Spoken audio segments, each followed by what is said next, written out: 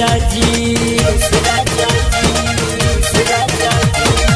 एहू से रह तू खुश राजा जी, पिया जो बनवा के जूस राजा जी।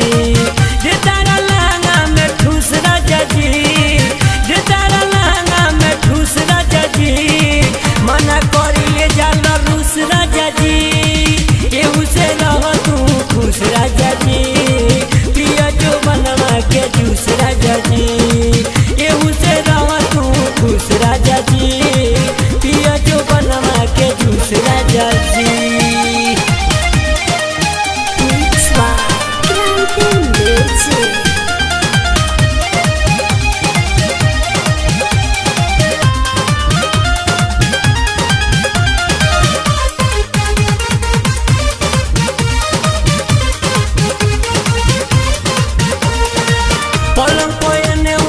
करवटिया काला पय को नहीं माने ले बतिया, काला पय को नहीं माने ले ए जिया।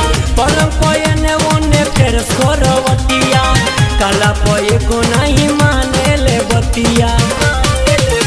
हरदम करे ले जम होई जानी हम तम, हरदम करे ले तम हम होई जानी तम।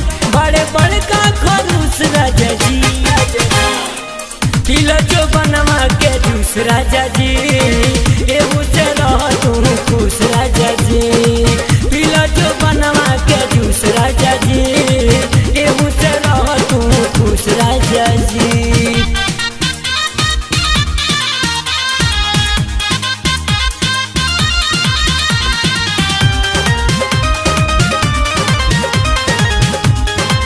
Music by Shams Jamil।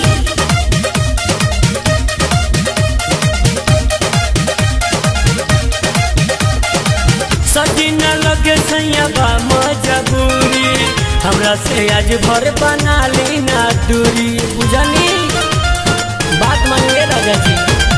सजी न लगे सैया बा मजबूरी, हमरा से आज भर बना ली ना दूरी। पिया कृष्णा ने दर्दी अत कैले तू बड़, पिया यादव सो अत कैले तू बड़। मोर जवानी ले ला चूस राजा जी, एहू से रह तू खुश राजा जी।